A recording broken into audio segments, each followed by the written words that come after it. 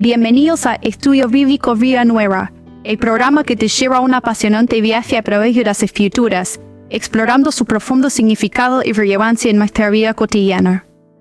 Estos estudios bíblicos serán puerta de entrada a un mundo de sabiduría espiritual, donde las verdades eternas de la Biblia se encuentran con los desafíos del mundo moderno.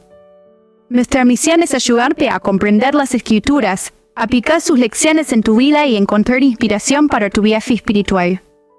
Dirige Rodolfo Bárcenas. Comencemos. Les saludo con la dulce paz del Señor. En este día estamos nuevamente en sus hogares con estos estudios bíblicos del libro de Gálatas. Estamos en el libro de Gálatas, el apóstol Pablo escribiendo a las iglesias en Galacia. Estamos en el capítulo 5. Hoy nos toca ver el capítulo número 5. Así que estamos preparados ya para empezar este viaje imaginario, ¿no? Juntamente con Pablo, cuando envía esta carta a las iglesias en Galacia. Y este capítulo 5, llegamos hoy, ¿no? Al capítulo 5 de la carta a los Gálatas. Un pasaje crucial diríamos, donde el apóstol Pablo nos llama hoy en día también, ¿no? Con fuerza y claridad a vivir una vida en libertad del espíritu, alejándonos del legalismo, como de los deseos de la carne, todo esto que hace daño a la vida espiritual. En este capítulo 5, Pablo comienza con una declaración poderosa, ¿no? que resumen todo el mensaje de la carta.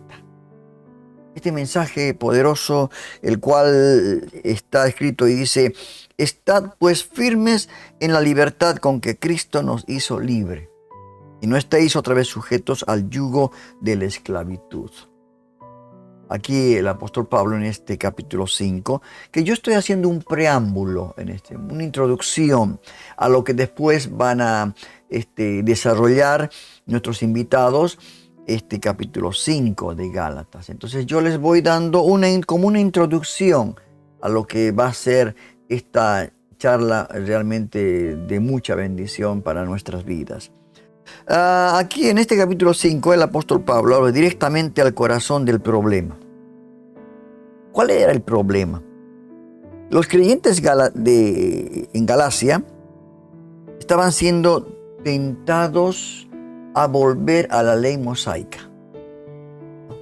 Estaban siendo tentados, particularmente en el tema de la circuncisión, porque había ciertas cosas que los gentiles tenían que hacer para poder integrarse a la iglesia judía cristiana, ¿no? En este caso. Y esto de la circuncisión, como si eso les hiciera más justos ante Dios, ¿no? Le daba mucho interés a este legalismo. Pero Pablo, que conocía la palabra, que conocía a Jesús mismo, es enfático en estas palabras. Si alguien se justifica por ley, se ha desligado de Cristo y ha caído de la gracia. Por eso cuando dice: estad pues firmes en la libertad con que Cristo nos hizo libres, esto es una realidad, ¿no? Tenemos que saber cuál es nuestra condición. ¿Por qué somos libres ahora del pecado, de la esclavitud del pecado? Y les decía: no estéis otra vez sujetos al yugo de la esclavitud, al legalismo, a las leyes, a la ley mosaica. Ahora, en este contexto, Pablo está afirmando que la justicia que vale ante Dios no viene por las obras, ¿no? No es por obras, como decía el apóstol Pablo, para que nadie se gloríe, sino por la fe que obra por el amor, por la fe en Jesucristo que obra por el amor. Es decir, la fe verdadera, hermanos, la fe, que también es algo que es imposible. Si uno no tiene fe, es imposible agradar a Dios, como dice la palabra. La fe verdadera se va a manifestar en una vida transformada. Ese es el resultado de una fe no verdadera.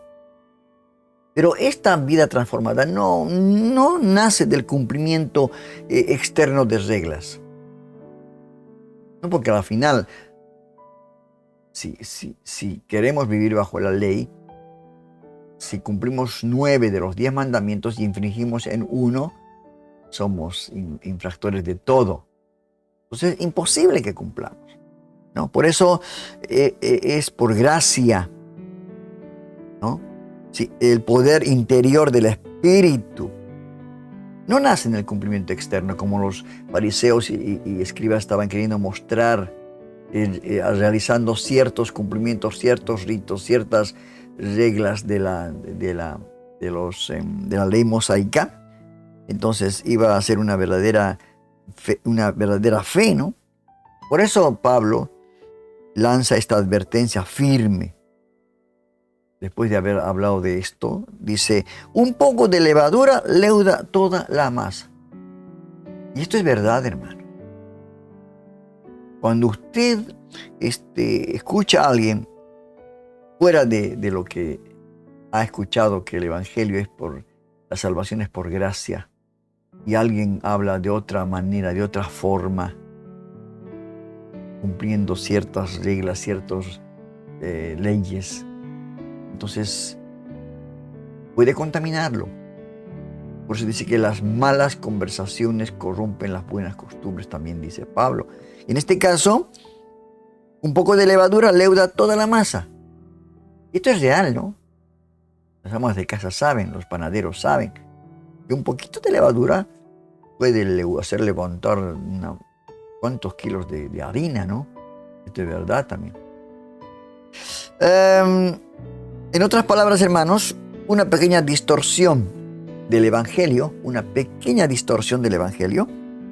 puede contaminar a toda la congregación. Toda la congregación. Por eso debemos estar vigilantes. Debemos vigilar, debemos escudriñar la palabra, saber en qué lugar estamos, ¿no?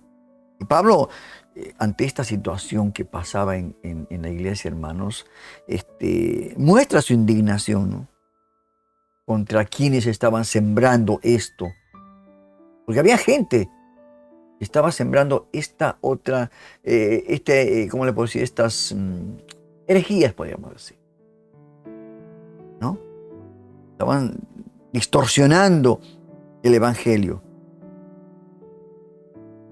Estaban sembrando confusión entre los creyentes.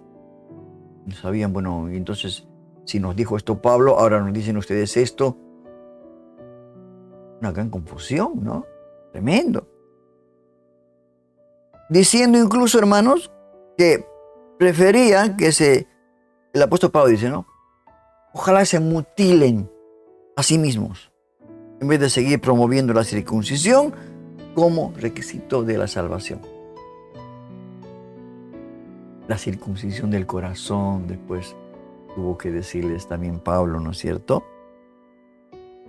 Pero este capítulo, hermano, no solo nos lleva a rechazar el legalismo. Hoy muchas congregaciones son legalistas. O sea, lo que hizo Jesús no sirvió de nada, ¿verdad? Entonces son legalistas. Y por eso tenemos que tener cuidado con irnos también al otro extremo, ¿no? Ser muy legalistas y ser muy liberales, muy libertinos, podríamos decir. Usar la libertad como excusa para vivir en pecado. Porque también puede ser, el ser humano no mantiene el equilibrio, siempre o se va inclina a un lado o al otro, siempre los extremos.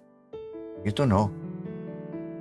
El cristiano verdadero, con la fe madura, tiene que buscar equilibrio. Y Pablo estaba luchando contra esto, hermano. Por eso este capítulo, hermanos, no nos llama solamente a rechazar el legalismo, sino también a tener cuidado con la otra parte, ¿no? De irnos al otro lado. Y Pablo decía, ¿no? No uséis la libertad como ocasión para la carne, sino servíos por amor los unos a los otros. Ah, qué lindas palabras, ¿no? No uséis la libertad. O sea, no vivan de una manera con el otro extremo, ¿no? Lo opuesto al legalismo. Aquí Pablo, hermanos, en estas palabras que utiliza, introduce el verdadero propósito de la libertad cristiana. Y conoceréis la verdad, dijo el Señor, y la verdad os hará libres. ¿Pero libres de qué? De hacer lo que queramos. Pablo está explicando el propósito de la libertad cristiana, que es amar y servir. No satisfacer los deseos egoístas. Esto es la libertad. Amar y servir. ¿No? A partir de allí, hermanos, de esta situación que les planteaba Pablo, el capítulo da un giro profundamente práctico y espiritual, con unas exhortaciones de Pablo que son, yo diría, las más importantes del Nuevo Testamento. ¿Qué dice Pablo? Andad en el Espíritu, que es lo mejor. En otra parte dice, sed llenos del Espíritu. Andad en el Espíritu y no satisfagáis los deseos de la carne. Tenemos las obras de la carne, está en Gálatas, capítulo 5, y el fruto del Espíritu. Entonces, viviendo en el Espíritu, andando en el Espíritu, tenemos estos ¿cómo le puedo decir? Este fruto: amor, paz, paciencia, benignidad, bondad, mansedumbre, templanza, ¿no? Todas estas. Y los deseos de la carne, todo lo opuesto.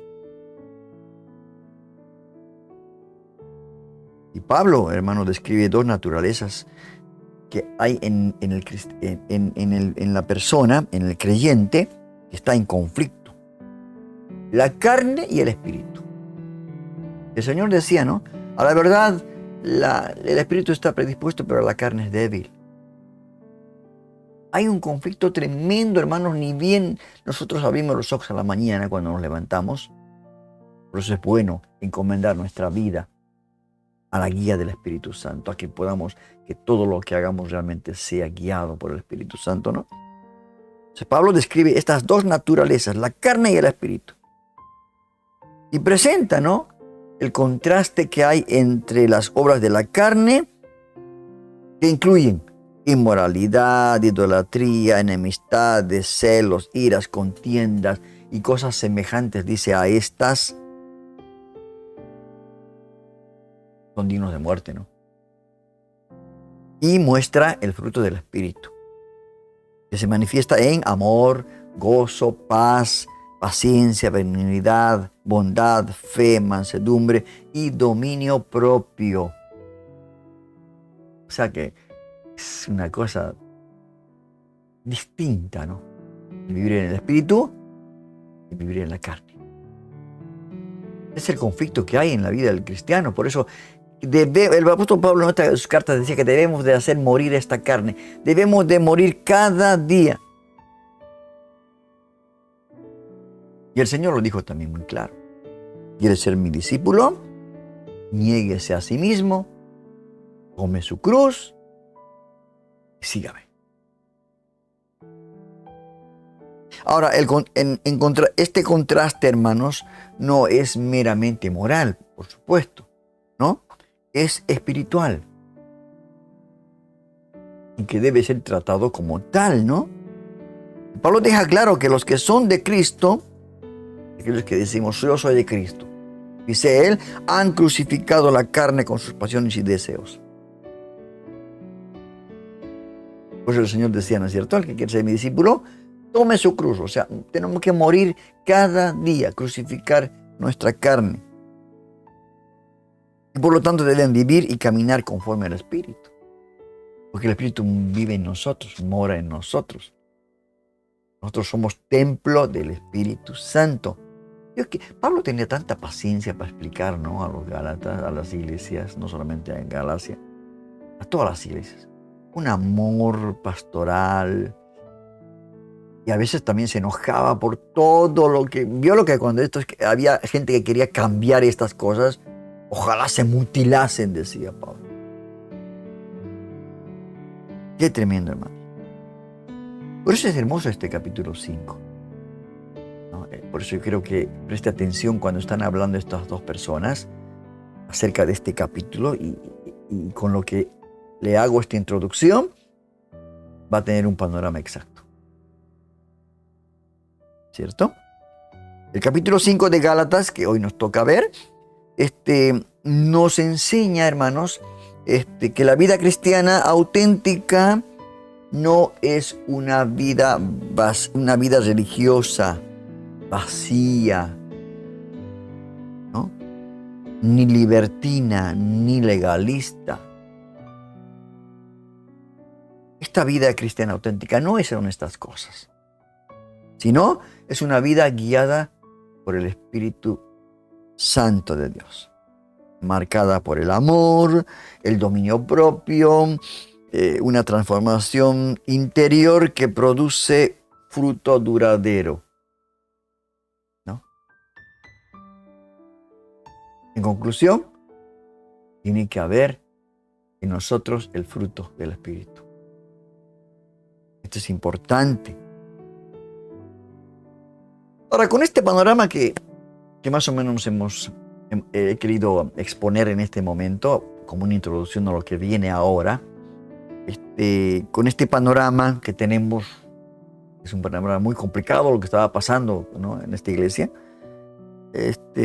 vamos a ver ahora, ¿no?, que estos dos invitados nos van a ayudar a profundizar este llamado a la libertad espiritual. Nos van a explicar qué es andar en el Espíritu, cómo vencer las obras de la carne en una sociedad dominada por el egoísmo y el deseo. Tremendo lo que estamos viviendo en esta sociedad, ¿verdad? Así que ponte cómodo, toma papel y lápiz para apuntar algo si deseas apuntar, y vamos a ya estar escuchando el desarrollo y el contenido y la explicación de este capítulo 5 del libro de Gálatas. Bueno, empecemos. Este mensaje, habla de la verdadera libertad que tenemos en Cristo. Es decir, Cristo realmente nos ha liberado. Sí, y se enfatiza que debemos permanecer libres evitando esclavizarnos de nuevo a la ley, ¿no crees? Exactamente, y la idea es que si dependemos de la circuncisión o de cumplir la ley de Moisés para ser justos, entonces, Cristo pierde completamente su poder en nuestras vidas. Entonces, básicamente, se nos advierte que confiar en rituales externos nos coloca bajo la obligación de obedecer toda la ley, lo cual es, una especie de trampa espiritual. Así es, y hay una repetición enfática. Si intentas alcanzar la justicia ante Dios simplemente cumpliendo la ley, ya has quedado separado de Cristo y, en consecuencia, has caído de la gracia de Dios. Interesante, porque eso nos muestra que la salvación no se alcanza por medio de obras externas, sino por la fe en la cruz de Cristo. Exacto. Y aquí es donde entra el segundo gran tema, vivir por el poder del Espíritu. Una vez que depositamos nuestra fe en Cristo, ¿de qué sirve la circuncisión? La verdadera clave es la fe que se manifiesta en amor, en amor genuino. Sí, justamente es una invitación a dejar atrás cualquier práctica que, en lugar de acercarnos a Dios, nos esclaviza a normas que ya no tienen cabida en la libertad espiritual. Y añadiendo a ese punto, se nos recuerda que correr en esa carrera espiritual es una invitación a seguir la verdad a la que Dios nos llamó. No fue Dios quien nos detuvo, sino una falsa enseñanza, algo así como un poquito de levadura que contamina toda la masa. Exacto, y eso es una imagen muy poderosa. Es como decir que incluso una pequeña dosis de error, de falsa doctrina, puede afectar la totalidad de nuestra fe. Correcto. Además, se promete que el Señor guardará a quienes se mantienen alerta y no dejan que esas falsas corrientes los arrastren. Sí, y ese punto realmente resuena. Hay una confianza en el juicio divino en que Dios juzgará a quien confunda a los creyentes, lo cual es un llamado a ser muy cuidadosos. Ahora, abordando otro aspecto, el mensaje hace una fuerte crítica a aquellos que predican que la circuncisión es necesaria, señalando que si realmente predicaran que la salvación viene por Cristo, ni siquiera serían perseguidos. Sí, y al señalar esa persecución, se deja en claro que hay una incompatibilidad entre predicar la dependencia de la ley y la realidad de la cruz de Cristo. Exacto, es como decir, si yo promoviera la idea de la ley, no tendría esos perseguimientos, lo que, en cierto modo, demuestra que la fe auténtica en Cristo es lo que realmente distingue el camino que conduce al favor de Dios. Sí, y aquí viene un punto interesante, la comparación de la falsa enseñanza con una levadura que se esparce. ¿No te parece una forma casi ya de advertencia a los creyentes? Totalmente, y es un recordatorio visual de cómo incluso lo pequeño puede tener un impacto gigantesco en toda la comunidad. Ahora pasando a la segunda parte del mensaje, se nos exhorta a vivir guiados por el Espíritu Santo. ¿Qué piensas al respecto? Pues, vivir por el Espíritu significa dejar de lado los impulsos de nuestra naturaleza pecaminosa, esas que nos empujan hacia la inmoralidad, la impureza y demás pasiones negativas. Y de alguna manera es un contraste directo. O vives regido por el Espíritu, o bien caes en las prácticas destructivas que se enumeran en el texto. Exacto. Y lo interesante es que se detalla el fruto del Espíritu: amor, alegría, paz, paciencia, gentileza, bondad, fidelidad, humildad y dominio propio. Es un catálogo de virtudes sin leyes prohibitivas. Así es un modelo de vida que invita no solo a evitar lo malo, sino a cultivar activamente lo bueno, a contrastar la tendencia natural de autodestrucción. Correcto. Y hay una invitación a usar la libertad otorgada para servir y apoyarse mutuamente en amor, en vez de perseguir deseos egoístas y destructivos. Sí, yo veo esto como una especie de contrato espiritual. Nuestra libertad no es una licencia para el descontrol, sino un llamado a vivir de forma responsable y con amor. Totalmente. Y aquí es donde también se plantea una advertencia. Si uno se deja llevar por esos deseos pecaminosos, como la inmoralidad sexual, la idolatría o la ambición desmedida, se expone a la destrucción personal y al rechazo del reino de Dios. Y es interesante cómo se contrasta esa lista negativa con el fruto positivo del Espíritu, que representa una vida plena y virtuosa. Exactamente. Es como poner en perspectiva dos estilos de vida muy opuestos y nos obliga a reflexionar sobre qué camino realmente queremos seguir. Pero ¿no te parece que hay cierta tensión en la enseñanza? Por un lado se habla de libertad y por otro se señala la necesidad de no abusar de esa libertad. ¿Cómo lo ves? Esa es una buena observación. Es una tensión inherente en la libertad cristiana. Somos libres, sí, pero no para satisfacer nuestros deseos egoístas, sino para amar y servir a los demás.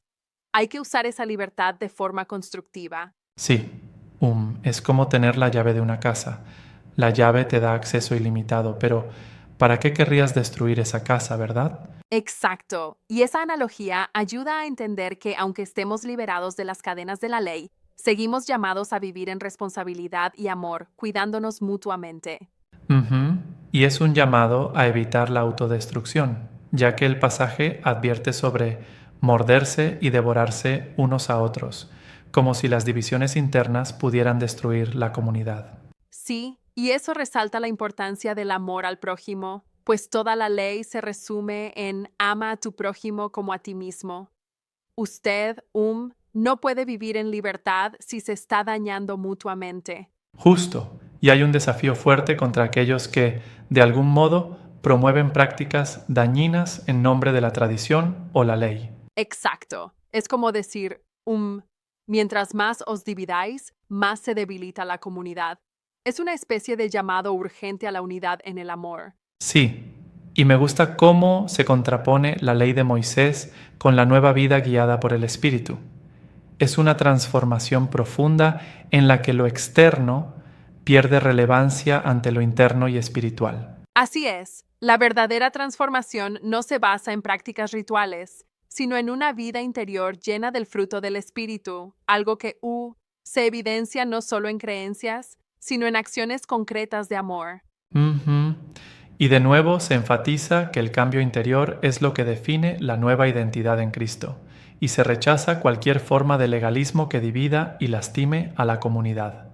Exactamente, en resumen, este mensaje nos insta a vivir en la libertad que Cristo nos otorga, a rechazar la esclavitud de la ley y a dejar que el Espíritu Santo nos guíe hacia una vida de amor, servicio y unidad. Sí, es un llamado profundo y muy desafiante. Es recordar que la verdadera justicia y salvación vienen de la fe y de un corazón transformado por el Espíritu, no por ritos externos. Y reflexionar sobre esto nos invita a vivir con responsabilidad, pues la libertad en Cristo es, en definitiva, una invitación a construir comunidades basadas en el amor y el respeto mutuo, algo que todos podemos perseguir día a día. Bueno, ha sido una discusión muy enriquecedora y creo que todos podemos llevarnos una lección poderosa de este mensaje: vivir guiados por el Espíritu y en la verdadera libertad que solo Cristo nos ofrece. Así es, gracias por acompañarme en este análisis y espero que todos podamos aplicar estos principios en nuestra vida diaria. Sin duda, es un recordatorio de que la fe auténtica se vive en comunidad y en amor, evitando caer en prácticas que nos alejen de ese ideal. Gracias por esta conversación tan enriquecedora. Hemos terminado el estudio de hoy. Solo nos queda poner por obra todo aquello que vimos en este capítulo. Nuestro propósito es no solo conocer la Biblia, sino poner en práctica para tu crecimiento espiritual. Los invitamos para el siguiente estudio de la Palabra de Dios, el día domingo a las 15 horas de Argentina, por el canal de YouTube y Facebook. Dirige Rodolfo Vargas. Hasta la próxima.